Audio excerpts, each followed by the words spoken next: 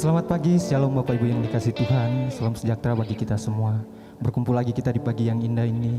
Siapkan hati kita untuk memuji Tuhan. Haleluya, haleluya Yesus. Dengan apa kami akan membalas kebaikan-Mu Tuhan. Haleluya Yesus. Terima kasih Tuhan. Terima kasih Yesus.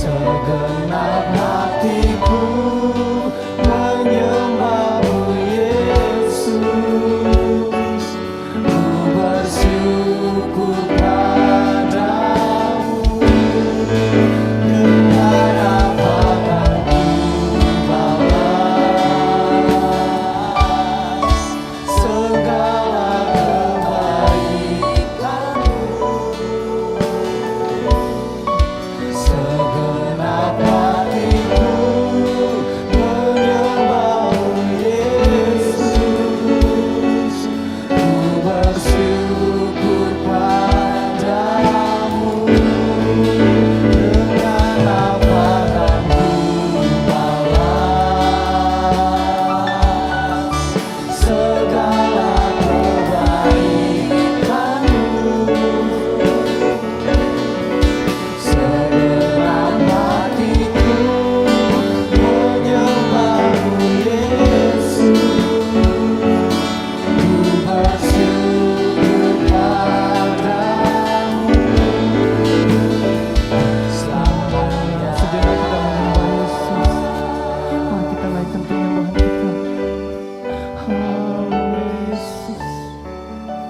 Terima kasih Tuhan, terima kasih Bapa.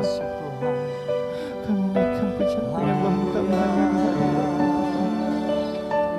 Biarlah Engkau yang berkarya dalam hidup kami masing-masing. Terima kasih. Kami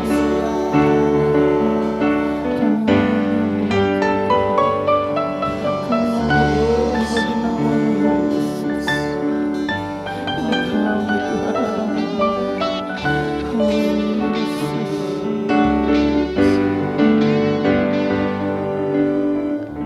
Kristus, Ibu Gembala akan berdoa.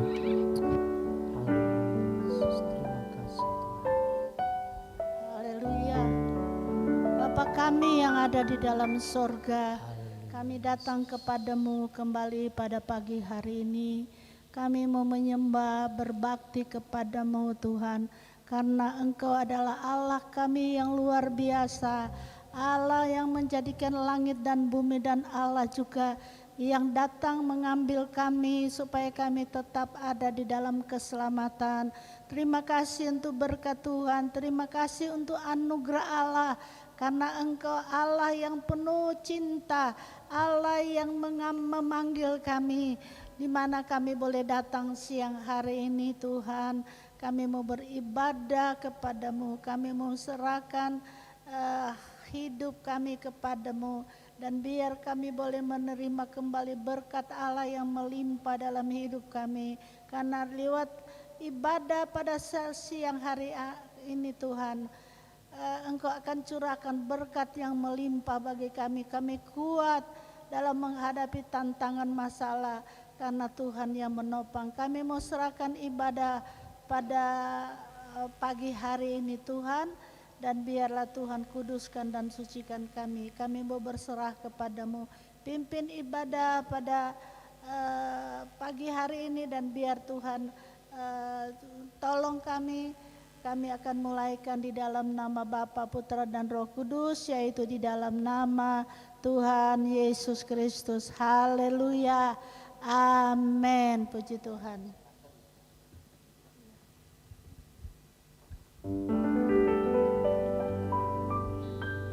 Kita tetap bangkit berdiri, kita mau memuji Tuhan lagi.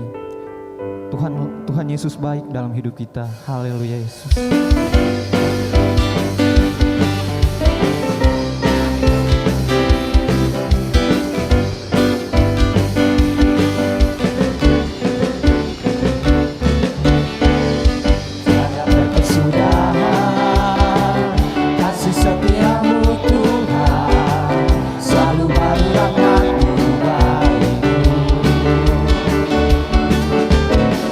Hari berganti hari, tetap kulihat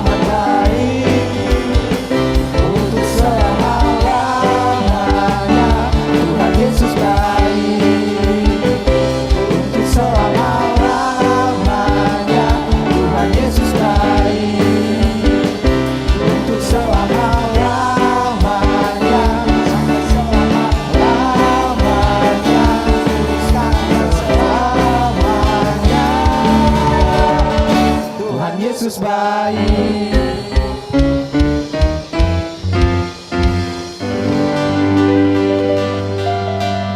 Silakan duduk. Kita mau siapkan hati kita untuk ditaburi dengan firman Tuhan. Biarlah hati kita bisa menerima firman yang kita akan dengar sebentar. Haleluya, haleluya. Waktu Tuhan pasti yang terbaik dalam hidup kita. Haleluya Yesus. Terima kasih Tuhan. Terima kasih Bapa.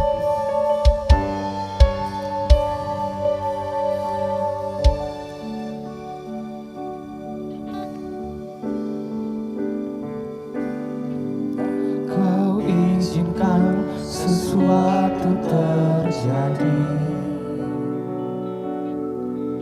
Ku percaya semua untuk kebaikanku. Bila nanti telah tiba waktumu, ku percaya kuasa-Mu memulihkan hidupku.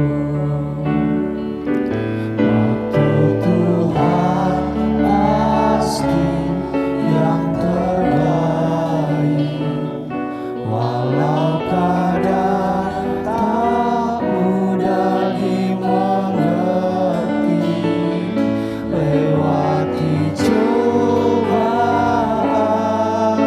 ku tetap percaya waktu Tuhan pasti yang terbaik. Kita ulangi lagu ini dari awal sampai semua untuk berdiri. Haleluya Yesus. Suatu terjadi,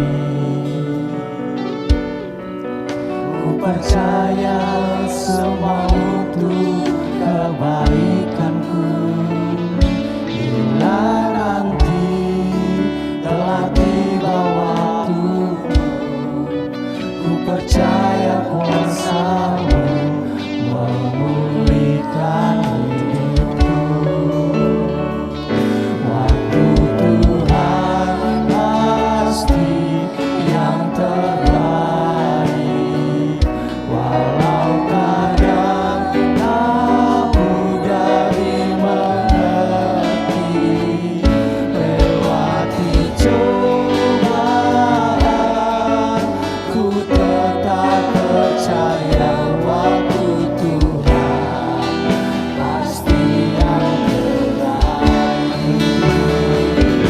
Waktu Tuhan pasti yang terbaik, walau kadang tak mudah dimengerti. Lewati cobaan, ku tetap percaya waktu Tuhan pasti yang terbaik. Tuhan pasti yang terbaik, walau kadang tak mudah dimengerti. Lewati cobaan, ku tetap percaya waktu Tuhan pasti yang terbaik.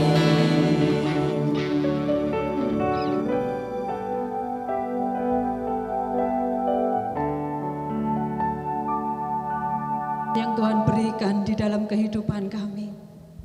Kami percaya Tuhan, kalau kami boleh berkumpul di tempat ini, itu semua karena kebaikan-Mu. Kalau kami boleh ada, itu karena kebaikan-Mu. Itu sebabnya Tuhan, tidak ada kata yang tepat yang boleh keluar dari lidah mulut bibir kami selain ucapan syukur kami. Ucapan syukur yang paling dalam dari dalam hati kami Tuhan, untuk setiap kesempatan yang masih Tuhan berikan dalam hidup kami. Terima kasih Bapa, pagi hari ini Tuhan, berkati jemaat-Mu yang ada di tempat ini. Urapi jemaat-Mu yang ada di tempat ini, supaya menjadi tanah hati yang subur, supaya setiap benih firman yang akan disampaikan pagi hari ini, itu tidak berlalu dengan sia-sia, tapi biarlah benih itu boleh bertumbuh, berbuah, bahkan boleh mengubahkan setiap hidup kami. Pakai hamba-Mu yang tidak pernah lebih dari yang lain ini Tuhan.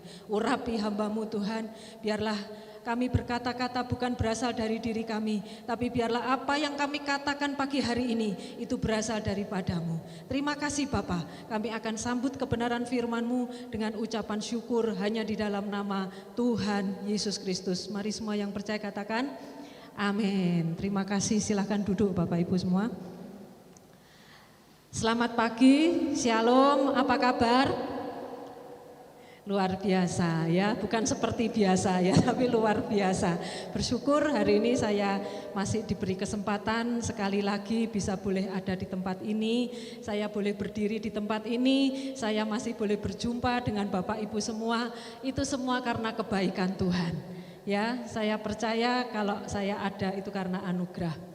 Mengucap syukur juga dan berterima kasih buat Bapak Ibu Gembala yang selalu memberi kesempatan, selalu memberi kepercayaan kepada saya untuk saya boleh membagikan setiap kebenaran firman Tuhan. Ya, jadi hari ini saya ingin berbagi bagaimana masa sukar yang kita alami bersama ini. Saya percaya bukan 1-2 orang yang mengalami, tapi seluruh dunia mengalami masa sukar, masa yang sulit ya, di mana pandemi kita tidak tahu kapan pandemi ini akan berakhir. Saya percaya setiap kita mesti mengalami masa yang sukar, masa yang sulit itu di dalam kehidupan kita. Saya sebagai seorang istri, seorang pengusaha, saya juga merasakan begitu sukarnya, begitu sulitnya saya untuk bagaimana saya tetap bisa mempertahankan pekerjaan saya, tetap bisa mempertahankan apa yang sudah saya bangun ya di masa yang sukar ini. Nah, tentunya tidak lepas dari semua itu, firman Tuhan pagi hari ini begitu luar biasa dengan tema roh yang kuat di masa yang sukar. Ya, tentunya bukan sesuatu yang mudah untuk tetap memiliki roh yang kuat di tengah masa yang sukar ini. Ya, berapa banyak orang yang dibangun yang kelihatan. Ya, menjaga kesehatan itu tidak salah Bapak Ibu ya. Makan yang banyak itu tidak salah. Menjaga pola makan yang baik itu juga tidak salah. Ya, semuanya itu benar. Karena kita perlu semuanya itu untuk kekuatan tubuh kita, untuk kita tetap bisa bertahan melewati setiap masa sukar yang diizinkan Tuhan terjadi saat ini. Tapi lepas dari itu semua yang saya lihat, banyak orang yang lalai atau terabaikan yang satu ini, membangun roh yang kuat, tetap memelihara roh yang kuat di dalam diri kita. Itu yang seringkali terlupakan. Berapa banyak orang seringkali mengkonsumsi vitamin ini, mengkonsumsi ini, beli empon-empon untuk menjaga kesehatan dan sebagainya. Nah, tapi yang satu ini yang seringkali terlupakan. Bagaimana kita bisa tetap memiliki roh yang kuat di tengah masa yang sukar ini? Karena saya percaya Bapak Ibu semua, tanpa roh yang kuat itu kita tidak mungkin bisa melewati masa sukar ini. Yang ada di tengah masa sukar ini, kalau kita tidak memiliki roh yang kuat, kita tidak membangun roh kita di dalam Tuhan, kita akan mudah menyerah. Kita akan mudah putus asa. Kita akan mudah kecewa dengan keadaan dunia yang sekarang ini. Tapi pagi hari ini kita mau belajar satu kebenaran firman Tuhan. Bukan berarti kalau saya berdiri di tempat ini saya sudah wow, bukan seperti itu Bapak Ibu. Saya berdiri di tempat ini saya juga masih berproses. Bagaimana saya bisa membangun roh saya supaya saya tetap bisa kuat di tengah masa yang sukar ini. Ya, kita lihat kebenaran firman Tuhan di dalam Daniel 6 ayat yang keempat. Ayat yang sama yang tadi sudah disampaikan oleh Pak Jangsen di ibadah raya yang pertama tadi. Next. Daniel 6 ayat yang keempat.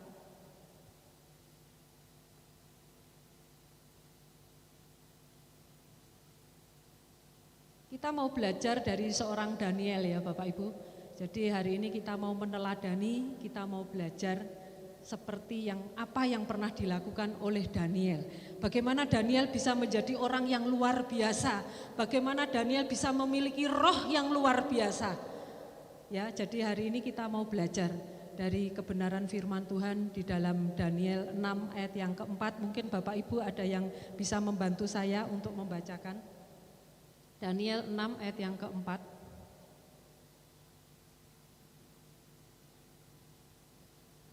Ada yang bisa membantu Daniel 6 ayat yang keempat? Ya.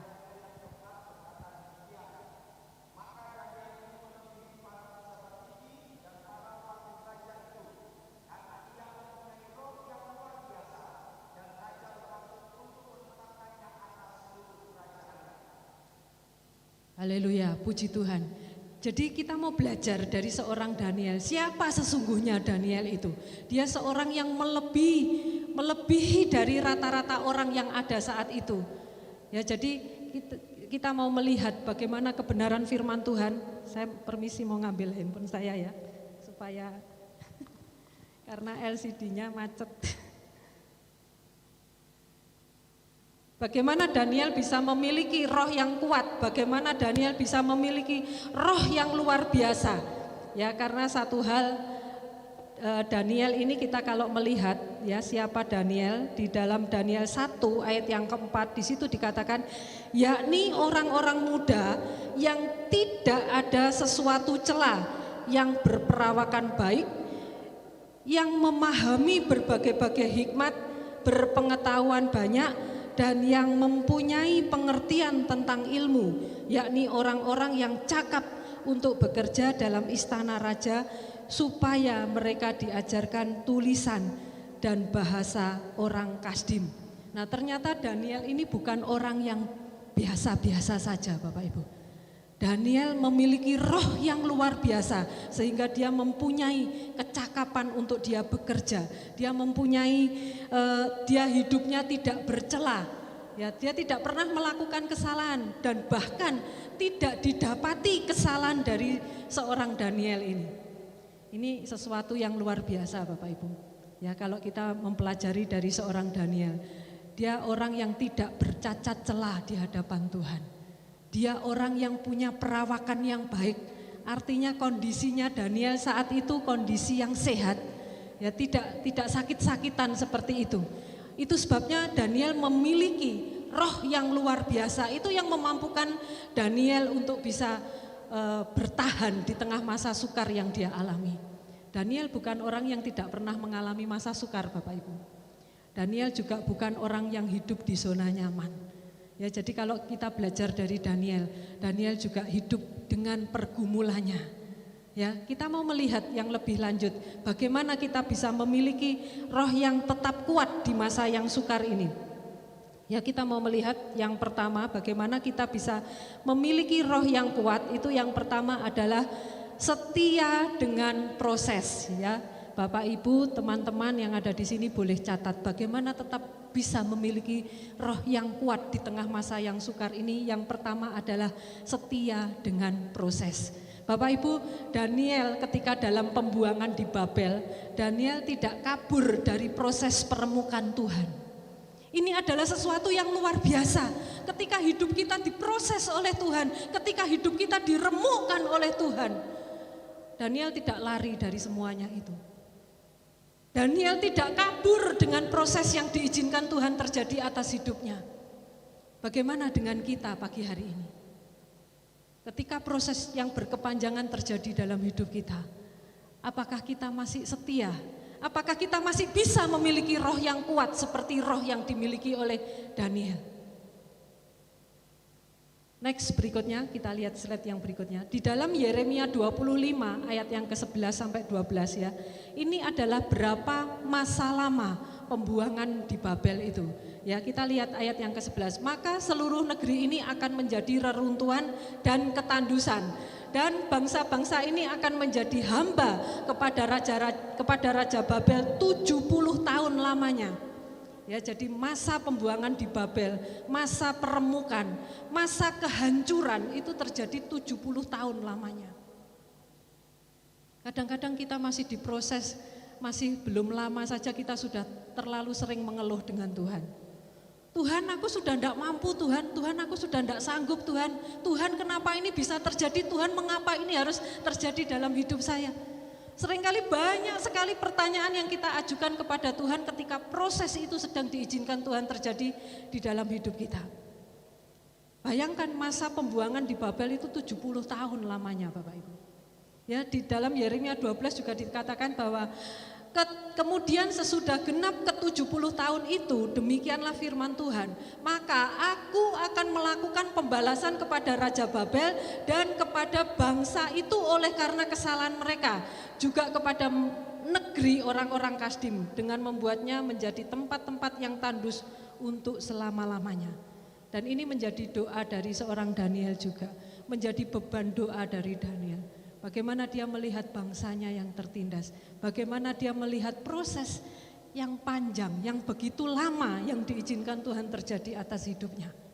Next kita lihat, Daniel tidak minder sebagai orang buangan di Babel dan ia tahu identitasnya adalah anak Allah, sehingga ia tidak sembarangan menjalani hidupnya. Bapak Ibu, dari kecil sampai sekarang saya adalah orang yang hidup dalam proses. Saya bisa berdiri di tempat ini karena proses. Tidak instan, tidak ada semuanya yang namanya proses itu instan. Tidak ada yang namanya proses itu cepat. Yang jelas proses itu mesti membutuhkan waktu yang lama. Saya bisa berdiri dan berbicara di depan Bapak Ibu semua itu tidak instan Bapak Ibu. Ada proses yang dikerjakan Tuhan di dalam hidup saya secara pribadi. Kalau saya boleh menikah sampai hari ini dengan suami saya, itu prosesnya cukup panjang. Bapak Ibu nggak akan tahu. Yang Bapak Ibu tahu, saya istrinya Pak Jangsen. Tapi untuk menikah dengan suami saya itu butuh proses yang tidak mudah Bapak Ibu. Saya harus menerima hinaan, saya harus diremehkan, mungkin saya harus dipandang sebelah mata oleh keluarganya Pak Jangsen. Karena apa Bapak Ibu? Karena latar belakang saya bukan orang yang terpandang. Latar belakang saya bukan orang yang kaya. Jadi dengan mudahnya orang itu meremehkan, orang itu merendahkan, bahkan orang itu tidak menghargai. Hanya karena uang. Jadi ini bukan sesuatu proses yang gampang untuk saya lewati. Dan itu tidak instan. Ada banyak luka yang saya alami dalam proses pembentukan itu. Jadi kalau hari ini kita belajar dari Daniel, Daniel pun tidak serta-merta di dalam kehidupannya, dia tidak mengalami proses, dia diproses oleh Tuhan. Dan kalau saya bisa berdiri saat ini Bapak Ibu, saya dulu orang yang minder, saya orang yang takut berhadapan dengan orang. Saya tidak berani berbicara, melihat, menatap orang itu saya paling tidak berani. Karena sudah lekat di dalam diri saya satu identitas. Dulu Pak Jangsen mau menikah dengan saya itu dikatakan sama keluarganya, buat apa kamu menikah dengan anak orang tidak punya? Apa tidak susah kamu kalau menikah dengan anak orang tidak punya? Jadi identitas saya sesungguhnya yang saya tahu, saya adalah anak Allah. Tapi karena saya selalu mendengar kata orang, itu yang membuat saya lupa dengan identitas saya yang sesungguhnya, bahwa saya adalah anak Allah. Yang ada di dalam diri saya adalah anak orang tidak punya, anak orang miskin, tidak kaya, bodoh. Jadi akhirnya di dalam diri saya tidak melakukan apa-apa Bapak Ibu. Bahkan saya pernah terjebak dalam situasi yang sangat sulit buat saya. Saya gila bekerja itu karena saya ingin mencapai sesuatu supaya saya tidak dihina orang, supaya saya tidak diremehkan orang. Makanya banyak waktu-waktu di dalam hidup saya terbuang dengan sia-sia karena saya hanya mengutamakan bekerja dan bekerja. Saya punya cita-cita di dalam diri saya dulu waktu saya belum dipulihkan oleh Tuhan. Saya harus jadi orang yang kaya, saya harus punya uang supaya saya tidak diremehkan orang, supaya saya tidak direndahkan orang. Tapi apakah itu yang dimau Tuhan dalam hidup saya? Bukan itu sesungguhnya yang dimau Tuhan dalam hidup saya. Ketika saya berproses, saya meresponi proses yang diizinkan Tuhan. Saya sangat terberkati dengan apa yang dikatakan oleh Mary Riana tadi. dalam motivasi rohani. Sebuah pensil itu bukan ditentukan oleh yang kelihatan, tapi apa yang ada di dalam pensil itu. Demikian juga di dalam diri kita.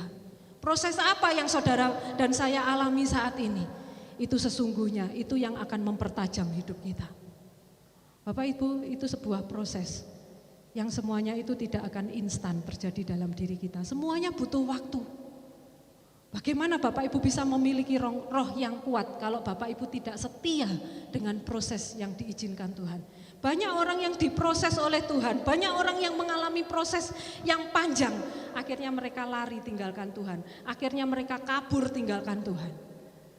Karena merasa ikut Tuhan gak ada apa-apanya, ikut Tuhan gak ada enak-enaknya. Bapak Ibu, kalau saya boleh berdiri di tempat ini, itu saya sudah melalui proses yang begitu panjang dan lama di dalam diri saya. Dan saya begitu, bukan sekedar saya tahu dengan Tuhan, tapi saya kenal persis siapa Tuhan yang saya sembah sampai hari ini. Dia yang menolong saya, Dia yang mengangkat saya, Dia yang meninggikan saya sampai hari ini. Kalau Tuhan yang mengangkat, tidak ada seorang pun yang sanggup menurunkan Bapak Ibu. Amin. Kita lihat yang berikutnya, next. Daniel 1 ayat yang kelima, di situ dikatakan, dan raja menetapkan bagi mereka pelabur setiap hari dari santapan raja dan air anggur yang biasa diminumnya. Mereka harus dididik selama 3 tahun dan sesudah itu mereka harus bekerja pada raja. Daniel adalah orang yang rela dididik oleh raja. Daniel adalah orang yang memberikan dirinya rela untuk dididik, diproses oleh Tuhan di dalam hidupnya. Jadi siapa kita? Kalau di sini Bapak Ibu semua yang ada di tempat ini ingin memiliki, punya kerinduan, pingin punya roh yang kuat di tengah masa yang sukar ini, yang pertama, tetaplah setia dengan proses. Amin Bapak Ibu. Yang kedua, next. Kita lihat yang kedua. Yang kedua, untuk memiliki roh yang kuat harus memiliki kehidupan doa. Kehidupan doa yang konsisten, ini yang penting Bapak Ibu. Jangan doa itu bolong-bolong ya Bapak Ibu. Sebentar hari ini berdoa, kadang-kadang ada orang yang berdoa hanya pas di gereja. Lah kalau enggak di gereja ya enggak berdoa. Ya miliki kehidupan doa yang konsisten. Konsisten artinya setiap hari, setiap saat, karena doa itu merupakan nafas di dalam diri kita. Kalau kita sebagai orang Kristen, kita mengaku orang percaya, kita enggak pernah berdoa ya, kita seperti orang yang hidup tanpa nafas. Dan ketika serangan, badai itu datang, tantangan itu datang di dalam diri kita, di dalam hidup kita, kita tidak akan mampu untuk bertahan. Karena satu-satunya doa adalah kekuatan di dalam diri kita. Bapak Ibu, kita mau melihat ya, Daniel 6 ayat yang ke-6 dikatakan, maka berkatalah orang-orang itu, kita tidak akan mendapat suatu alasan, dakwaan terhadap Daniel ini kecuali dalam hal ibadahnya kepada Allahnya. Jadi tidak ditemukan, selain yang dicari itu adalah ibadahnya Daniel. Daniel adalah orang yang setia beribadah. Tadi pagi sempat dibahas Pak Johnson kehidupan doa Daniel. 3 kali sehari Daniel berdoa dan memuji Tuhan. Apapun situasi dan kondisinya, seringkali orang bisa berdoa hanya karena pas butuh sama Tuhan, pas perlu sama Tuhan, pas punya masalah sama Tuhan. Itu yang membuat orang bisa berdoa. Bahkan yang luar biasa, sering saya melihat orang sudah punya masalah malah enggak bisa berdoa. Buat apa kalau jawabannya hanya berdoa, aku sudah tahu Bu, enggak usah diberitahu lagi. Bapak Ibu, saya punya pengalaman dengan doa ini. 8 tahun yang lalu rumah tangga saya hampir hancur Bapak Ibu. Dan jawaban dari setiap persoalan yang saya alami itu bukan saya dapatkan dari teman-teman saya. Justru pada saat saya tidak mampu berdoa dan saya memaksakan diri saya untuk berdoa, itulah saat yang tepat saya mendapatkan jawaban dari Tuhan. Bapak Ibu, kalau sudah mulai malas berdoa, itu sebenarnya saat yang tepat Bapak Ibu untuk berdoa. Kalau Bapak Ibu sudah mulai lama enggak baca firman Tuhan, mulai lama enggak berdoa sama Tuhan, itu sesungguhnya saat yang tepat. Saat kita tidak bisa berdoa, disitulah saat yang tepat untuk kita berdoa. Dan pasti di dalam doa itu ada jalan keluar. Di dalam doa itu ada jawaban. Ini yang pernah saya alami beberapa tahun yang lalu. Dan ayat yang ke-11 dikatakan, demi didengar Daniel bahwa surat perintah itu telah dibuat, pergilah ia ke rumahnya. Dalam kamar atasnya ada tingkap-tingkap yang terbuka ke arah Yerusalem. 3 kali sehari ia berlutut, berdoa serta memuji Allahnya seperti yang biasa dilakukannya. Susah, senang, ada masalah, enggak ada masalah, Daniel tetap melakukan hal yang sama. Dia 3 kali sehari dia berlutut, berdoa dan memuji Tuhan. Amin Bapak Ibu. Bagaimana dengan kehidupan doa kita?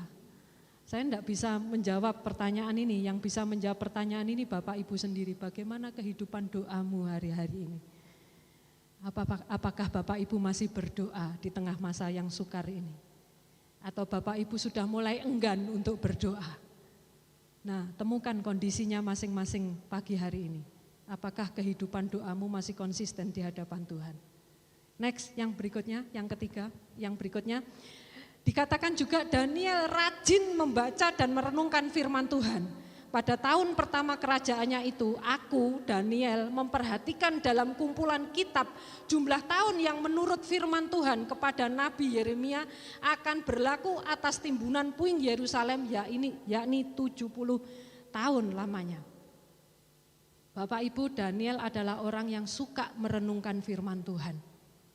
Ternyata merenungkan firman Tuhan itu bukan sebuah kesia-siaan, bukan hal yang buang-buang waktu. Karena ini yang saya alami ketika saya kena COVID beberapa waktu yang lalu. Ketika dalam kondisi saya sering merenungkan firman Tuhan, hampir setiap hari saya membaca, saya merenungkan, saya membagikan firman Tuhan itu. Ternyata pada saat kesesakan yang saya alami, pada saat situasi yang sulit yang saya alami, suami saya kritis terpapar COVID-19 beberapa waktu yang lalu. Firman Tuhan yang pernah saya renungkan, mungkin itu sudah puluhan tahun yang lalu. Mungkin waktu saya masih jadi anak sekolah minggu. Firman Tuhan itu bermunculan di dalam otak saya, Bapak Ibu. Ketika saya dapati suami saya sudah terkapar, sudah tidak berdaya. Nafasnya sudah mulai sesak, panasnya sudah mulai 40 derajat, penggumpalan darahnya di dalam tubuhnya itu sudah 5 kali lipat dari keadaan normal Bapak Ibu. Saya berpikir waktu itu ketika saya berhasil mendapatkan rumah sakit di Surabaya, itulah posisi aman saya, aman. Saya setir sendiri mobil saya Pajero itu saya bawa Pak Jangsen ke Surabaya. Sampai di Surabaya saya merasa sudah aman, sudah masuk di rumah sakit. Ternyata Tuhan tidak sampai di situ Bapak Ibu. Hari Sabtu saya masukkan Pak Jangsen di Rumah Sakit Premier Surabaya, hari Minggu Pak Jangsen kritis. Saya hanya bisa menangis sama Tuhan saat itu. Pak Jangsen hanya bisa berhalusinasi, saya dilihat tapi pandangannya kosong. Saya hanya bisa menangis sama Tuhan. Dan saat itulah firman yang mungkin sudah puluhan tahun yang lalu saya dengar. Saya bisikkan di telinganya Pak Jangsen, kamu teriak sama Tuhan, Yesus anak Daud kasihanilah aku. Saya bisikkan di telinga suami saya teringat dengan Bartimeus seorang pengemis buta. Yang waktu Tuhan Yesus lewat dia selalu berteriak-teriak, selalu dia berteriak-teriak minta ditolong. Dan akhirnya belas kasihan Tuhan turun. Saya teringat dengan itu Bapak Ibu, firman Tuhan itu yang muncul di dalam otak saya. Katakan, Yesus anak Daud kasihanilah aku. Suami saya dengan lemes katakan, Yesus anak Daud kasihanilah aku. Sudah tidak berdaya. Saya merasa kalau sudah di rumah sakit itu sudah aman, ternyata yang saya rasakan tidak seperti itu. Dan hebatnya Tuhan Bapak Ibu, di tengah situasi yang seperti itu, Tuhan katakan kepada saya secara pribadi, puji aku. Bagaimana bisa memuji yang saya lihat suami saya kritis, tapi Tuhan minta saya untuk menyanyi, Tuhan minta saya untuk memuji. Ini bukan sesuatu yang mudah Bapak Ibu bagi saya. Tuhan, saya bukan seorang pemuji. Saya nggak bisa nyanyi Tuhan. Saya bukan seorang pemuji. Saya katakan seperti itu sama Tuhan. Tapi Tuhan katakan kepada saya, nah aku tahu semuanya itu. Puji aku, nyanyi buat aku. Aku akan bertata di atas pujianmu itu. Dan muncul di otak saya itu Mazmur 103 Bapak Ibu. Yang saya tahu, pujilah Tuhan hai jiwaku. Tuhan minta saya menyanyi buat dia. Dan saat itu saya menyanyi sambil saya pijitin kaki suami saya. Di dalam ruang rumah sakit itu. Saya menyanyi, yang saya ingat adalah laguku nyanyi haleluya, itu yang saya nyanyikan. Berulang-ulang lagu itu saya nyanyikan. Dan ternyata mujizat yang besar itu Tuhan kerjakan. Suami saya katakan, harusnya aku ini sudah meninggal. Karena dari ujung jempol kakiku sampai lutut aku sudah tidak bisa merasakan apa-apa. Tapi karena belas kasihan Tuhan, itulah gunanya Bapak Ibu merenungkan firman Tuhan. Bukan sebuah kesia-siaan firman yang pernah kita baca itu. Mungkin saat ini Bapak Ibu belum membutuhkan. Mungkin saat ini Bapak Ibu belum memerlukan firman itu. Tapi pasti suatu saat ketika tekanan, ketika pergumulan itu datang di dalam hidupmu. Firman yang pernah tersimpan di dalam otak kita itu tidak pernah hilang. Saya tidak bisa membayangkan seandainya saat itu saya tidak pernah membaca firman Tuhan. Apa yang keluar dari otak saya? Makanya ini penting Bapak Ibu. Bagaimana membangun roh yang kuat? Kita harus tetap berdoa dengan konsisten, merenungkan firman Tuhan itu setiap hari. Siang dan malam kita harus merenungkan firman itu. Menaruh di dalam hati kita, melakukan di dalam kehidupan kita setiap hari. Bukan seberapa banyak kita tahu firman Tuhan. Tahu banyak firman itu luar biasa Bapak Ibu saya katakan. Tapi kalau Bapak Ibu tidak melakukannya, itu percuma. Orang Cina katakan boje, percuma. Jadi kalau Bapak Ibu tahu, satu firman lakukan. Datang ke gereja, dapat apa, dapat sesuatu, praktekkan pulang. Tanpa Bapak Ibu sadari, itu akan mengubah hidupmu. Tanpa Bapak Ibu sadari, rohmu akan menjadi roh yang kuat. Roh yang tidak pernah mudah menyerah. Di situasi apapun, kondisi apapun. Ini pentingnya kita memiliki roh yang kuat di masa yang sukar ini Bapak Ibu. Karena kita tidak akan pernah tahu kesulitan, kesukaran setiap saat, setiap waktu bisa menghampiri, bisa datang di dalam kehidupan kita. Kita lihat yang berikutnya, next. Nah karena Daniel suka merenungkan firman Tuhan, dia berdoa secara konsisten, maka Daniel memiliki hati, hikmat dan perkenanan dari Tuhan. Ya, dalam hal pekerjaan, Daniel di pemerintahan tidak didapati kesalahan atau kelalaian. Ya, ini adalah rangkuman atau ringkasan. Apa lebihnya seorang Daniel itu? Ya, orang yang memiliki roh yang luar biasa, apapun yang dikerjakannya pasti luar biasa. Orang kalau memiliki roh yang luar biasa Bapak Ibu, apapun yang dia kerjakan pasti luar biasa. Itu sudah otomatis. Seperti yang dialami oleh Daniel. Yang berikutnya, apa hebatnya Daniel? Ya, raja-raja di Babel silih berganti. Daniel tetap Tuhan tempatkan pada posisi kunci. Nah ini masing-masing sudah saya kasih ayatnya, nanti Bapak Ibu bisa catat, bisa cek apakah itu sesuai dengan firman Tuhan atau tidak. Ini bukan saya yang mengarang, tapi ini firman Tuhan yang menulis bahwa Daniel itu memiliki 10 kali lebih cerdas daripada semua orang berilmu dan ahli jampi di seluruh kerajaan Babel. Bayangkan, kita diomong orang pinter itu aja sudah senang. Kita dikatakan orang pandai itu aja sudah senang. Daniel memiliki kepandaian 10 kali lipat dari rata-rata orang. Luar biasa Bapak Ibu. Firman Tuhan, kekuatan doa, kekuatan firman yang kita renungkan itu bisa mengubah kehidupan kita. Bahkan Tuhan janjikan kehebatan kita bisa 10 kali lipat dari orang rata-rata. Itu sebabnya kita teladani seorang Daniel ini. Dan karena Daniel bergaul dengan Tuhan, maka hikmat Tuhan mengalir atasnya dan lebih lagi ia menerima favor of God. Dia menerima kebaikan Tuhan, dia menerima kasih karunia demi kasih karunia, Bapak Ibu. Ini luar biasa. Kita teladani seorang Daniel di dalam hidup kita. Next, berikutnya kita mau lihat. Yang ketiga, bagaimana memiliki roh yang kuat di dalam kehidupan kita di masa yang sukar ini. Yang ketiga adalah hidup di dalam kekudusan. Daniel 1 ayat yang ke-8 dikatakan, Daniel berketetapan untuk tidak menajiskan dirinya dengan santapan raja dan dengan anggur yang biasa diminum raja. Dimintanyalah kepada pemimpin pegawai istana itu supaya ia tak usah menajiskan dirinya. Ya, Daniel tidak menjadikan dirinya serupa dengan dunia.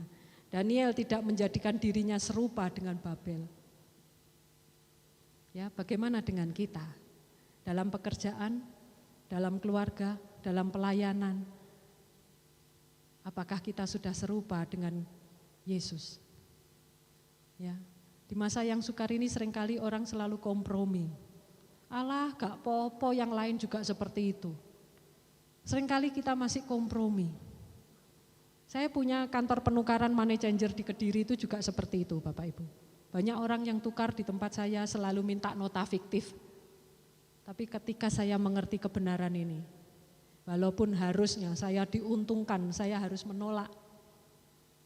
Bukan saya sok rohani, enggak. Tapi saya ingin belajar, mempraktekkan firman Tuhan. Pernah suatu saat saya diminta untuk membuat nota fiktif. Satu kali saya nulis nota itu keuntungan saya bisa 7 juta, Bapak Ibu. Ini sesuatu yang wow, yang menggiurkan. Bayangkan di tengah situasi sulit seperti ini, uang 7 juta cari juga susah. Tapi saya ditawarkan, buat nota kayak gini. Saya hitung untungnya 7 juta. Tapi saya tidak lakukan itu. Saya tidak mau menukarkan kebenaran yang pernah ada, yang pernah saya tahu, yang sudah saya hidupi dengan uang. Walaupun konsekuensinya saya harus gagal, saya harus cancel transaksi itu. Karena dia enggak mau, kalau saya enggak bikinkan nota fiktif itu dia akan transaksi dengan orang lain. Silahkan. Saya percaya berkat Tuhan itulah yang menjadikan kaya, susah payah tidak menambah. Akhirnya saya relakan 7 juta hilang. Tapi Tuhan gantikan. Beberapa hari kemudian bukan orang yang sama, ganti orang. Ada orang yang bertransaksi dengan saya dan saya bisa diuntungkan sampai 2 kali lipat, Bapak Ibu. Jadi lakukan kebenaran sesuai dengan standar firman Tuhan, tidak kompromi. Ya, seperti yang dilakukan oleh Daniel, itu yang membuat roh kita semakin kuat di dalam Tuhan. Next, berikutnya. Ya, yang keempat ini adalah bagaimana membangun roh yang kuat di tengah masa yang sukar, itu memiliki komunitas yang benar. Ya, Daniel 2 ayat 16 ya sampai 18 di situ dikatakan, maka Daniel menghadap raja dan meminta kepadanya supaya ia diberi waktu untuk memberitahukan makna itu kepada raja. Kemudian pulanglah Daniel dan memberitahukan hal itu kepada Hananya, Misael dan Asaria, teman-temannya, dengan maksud supaya mereka memohon kasih sayang kepada Allah semesta langit mengenai rahasia itu, supaya Daniel dan teman-temannya jangan dilenyapkan bersama-sama orang bijaksana yang lain di Babel. Ya, Daniel memiliki komunitas, Daniel memiliki orang-orang yang luar biasa. Ya, Daniel punya teman Sadrak, Mesak dan Abednego itu ya. Di sini dikatakan Daniel punya teman Hananya, Misael dan Asaria, itu adalah Sadrak, Mesak dan Abednego.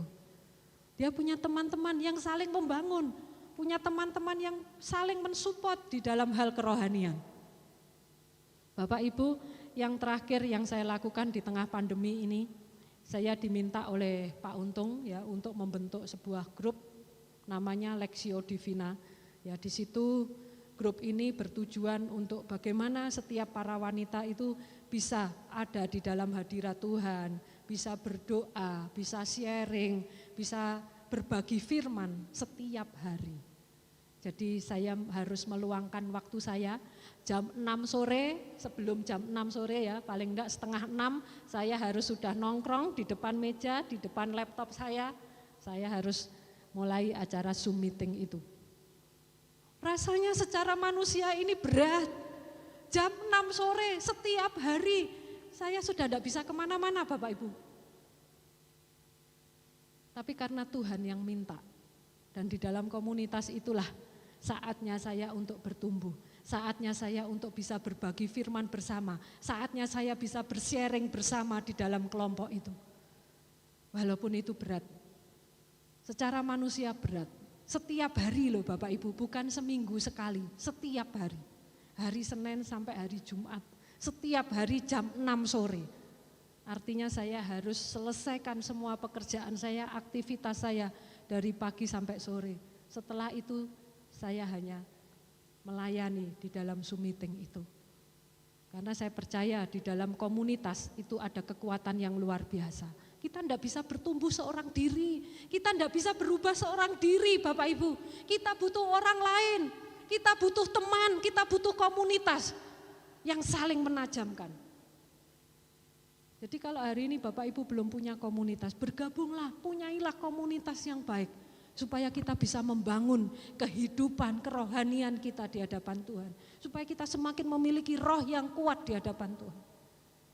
Dan akhirnya Bapak Ibu, kesimpulan pagi hari ini apa yang saya sampaikan menjadi kesimpulan kita. Next. Jadi untuk memiliki roh yang kuat di masa yang sukar, itu yang pertama tetap setia dengan proses yang diizinkan Tuhan terjadi di tengah masa sukar ini. Yang kedua, memiliki kehidupan doa yang konsisten. Yang ketiga, hidup dalam kekudusan. Dan yang keempat, memiliki komunitas yang benar. Karena sekali lagi pergaulan yang buruk itu akan merusak kebiasaan yang baik. Maka punyailah komunitas yang benar, komunitas yang saling membangun, ya, saling memberkati satu dengan yang lain, saling menopang, saling menolong. Nah itu yang bisa dilakukan di dalam kehidupan komunitas. Ya puji Tuhan kalau hari ini itu yang kebenaran firman Tuhan yang bisa saya bagikan pagi hari ini. Biarlah apa yang saya sampaikan itu bisa membangun kehidupan kerohanian Bapak Ibu, saudara semua yang ada di tempat ini. Saya undang pemuji bisa maju ke depan, bisa bantu saya nyanyikan Rohmu yang hidup ya. Jemaat Tuhan saya undang untuk bisa bangkit berdiri. Kita akan sama-sama datang kepada Tuhan. Kita mau menemukan kondisi kita masing-masing pagi hari ini. Jujur dengan Tuhan, jujur dengan kondisimu saat ini. Apakah hari ini didapati rohmu itu adalah roh yang kuat di tengah masa yang sukar? Saya tidak tahu permasalahan, pergumulan yang Bapak Ibu alami hari ini. Apakah engkau memiliki roh yang kuat? Roh yang kuat diuji oleh setiap proses Bapak Ibu. Roh yang kuat diuji setiap hari. Ada ujian yang dilakukan oleh Tuhan di dalam hidup kita. Apakah setiap ujian-ujian itu membawa kita semakin dekat dengan Tuhan? Ataukah setiap ujian-ujian itu membuat kita semakin jauh dengan Tuhan? Temukan kondisimu saat ini. Datang kepada Tuhan. Buka hatimu di hadapan Tuhan. Katakan Tuhan, aku buka hatiku supaya rohmu tinggal di dalam hidupku. Kita angkat pujian ini. Ya, bisa angkat pujian. Yang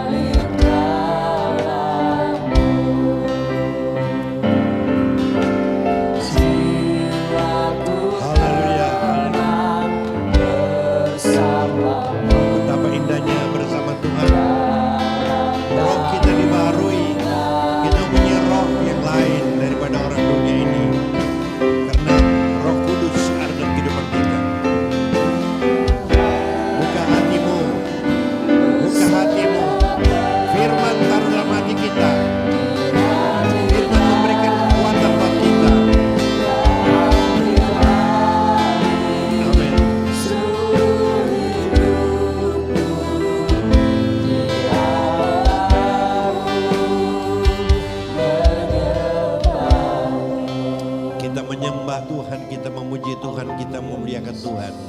Tuhan mau jadikan kita seperti Daniel di akhir zaman, mempunyai roh yang lebih daripada yang lain. Kekuatan dari Tuhan memampukan kita melewati masalah, melewati persoalan, melewati badai, melewati topan. Dan kita akan terbang tinggi seperti burung Raja Wali, mengalami anugerah dan kemurahan Tuhan. Terima kasih buat firman-Mu, memberikan kekuatan, memberikan ketetapan dalam kehidupan kami. Yang lemah dalam nama Yesus dikuatkan. Amin. Yang sakit dalam nama Yesus disembuhkan. Yang susah dalam nama Yesus dihiburkan. Dan lebih dari itu, Tuhan adalah jawaban daripada setiap persoalan kami. Dalam nama Yesus. Terima kasih buat firman-Mu. Haleluya. Amin. Berikan kemuliaan yang meriah bagi Tuhan. Haleluya. Haleluya. Silakan duduk. Kalau Tuhan jadi andalan kita seperti Daniel mengandalkan Tuhan, pasti akan ada mujizat, akan ada pertolongan Tuhan. Ya. Di samping itu kita tetap harus waspada, tetap menggunakan masker, mencuci tangan, menjauhi kerumunan, karena menurut prediksi kita ada pada puncak COVID, ya, Februari, Maret, mungkin sampai April. Apa sebab bertambah banyak? Ya, bukan bertambah banyak karena makin banyak orang yang disasar. Sekarang kita mengadakan perjalanan, tiba-tiba di perjalanan itu bisa-bisa dites COVID, ya. Kita di rumah-rumah seperti di Jakarta tiba-tiba sekarang didatangi, ya, dan memang kelihatan agak banyak, tapi kemudian dia akan menurun karena vaksin itu sudah hampir diberikan kepada semua petugas kesehatan, mantri, dokter, dan perawat. Karena ini tadinya merupakan klaster terbesar di Indonesia adalah rumah sakit. Sekarang klaster terbesar di Indonesia adalah di rumah tangga. Ya, jadi di Jakarta, di banyak kota seperti di Korea, di dalam rumah pun pakai masker. Ya, di dalam rumah pun tentu kita harus lebih hati-hati. Ya, bahkan teman pendeta dari Korea dia katakan paling bagus kalau masker itu kita taruh minyak kayu putih, ya, atau ya pokoknya sejenis itu, ya, karena kalau kita hirup dan di leher kita ada virus itu langsung mati. Karena virus itu 3 hari dia di leher, tapi COVID yang baru ini sudah luar biasa. Tidak sampai 1 hari dari leher dia langsung turun ke paru-paru. Kalau yang dulu tunggu 3 hari baru turun ke paru-paru. Ya, itulah sebabnya kita harus lebih hati-hati karena klaster terbesar sekarang adalah rumah tangga, di samping itu mall, tempat-tempat pertemuan, dan di ibadah. Kalau kita tidak pakai masker, jadi kita harus hati-hati, kita harus menjaga, dan inilah yang dapat kita lakukan. Ya, dan pakar ekonomi berkata ekonomi kita mulai menjadi lebih baik. Sekarang masih minus, tapi mungkin dia akan 0%, 1% dan seterusnya di bulan September. Bulan September mungkin kegiatan sudah lebih baik lagi kalau menurut pakar. Tapi kita bergantung kepada Tuhan, ya. Divaksin, tidak divaksin, bergantung sama Tuhan. Berikan kemuliaan bagi Tuhan, ya. Karena vaksin itu banyak yang takut. Di Sumatera Utara 20% perawat-perawat takut, saudara-saudara. Ya, di Gorontalo dokternya ketakutan, harus dipegang kepalanya, tangan dan kakinya baru disuntik. Meskipun diakui itu hanya trauma. Ya, saya lihat suntik itu, aduh, ya. Saya bilang sama teman saya, ini ditusuk terus sampai di mana? Sampai ketemu tulang katanya. Enggak, saudara-saudara, ya. Tapi kita jaga diri kita berusaha supaya semua jalan dengan baik. Terima kasih untuk ibadah saat ini dan Tuhan memberkati kita. Hari-hari akan datang Tuhan diberkati kita. Kita sudah akan siap masuk ke 91 tahun gereja kita. Ini luar biasa, ya. Di beberapa tempat hampir 90 tahun ada gereja yang sampai sekarang masih online. Di Jakarta banyak gereja masih online, di Surabaya juga. Tapi kita serahkan sama Tuhan, ya, baik yang di gereja maupun di rumah. Saya hitung yang ikut ibadah sekarang masih sekitar 40%, tapi enggak apa-apa, ya. Waktu Natal dia naik sampai 60%, ya. Kemudian dia menurun lagi karena mungkin harus menjaga kesehatan, lebih hati-hati, tapi kita serahkan sama Tuhan. Mari kita bangkit berdiri, kita mengakhiri ibadah ini. Selasa ada kaum wanita dan minggu depan 4 ibadah. Kita nyanyi satu pujian. Hidup ini adalah kesempatan kita memuji Tuhan, menyembah Tuhan, memuliakan Tuhan. Tuhan jadikan roh kita kuat dan kita bisa jadi berkat buat orang lain. Hidup ini adalah kesempatan memuji Tuhan, kesempatan melayani Tuhan, lebih sungguh melayani Tuhan, lebih sungguh memuji Tuhan, lebih sungguh bekerja. Kita ada saat ini.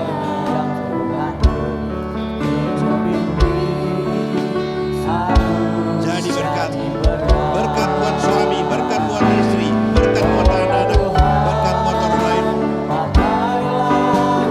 Pakai kita masing-masing.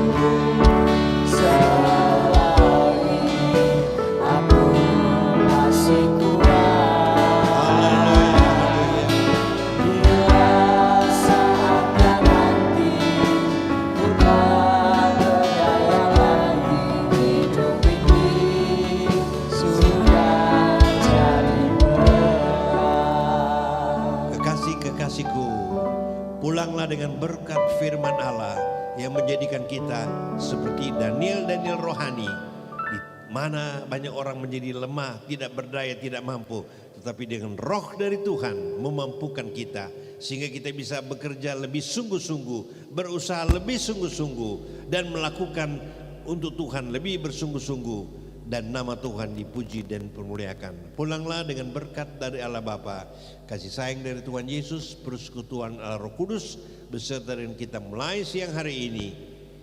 Semua yang percayakan firman akan berkata, amin. Selamat siang, Tuhan memberkati.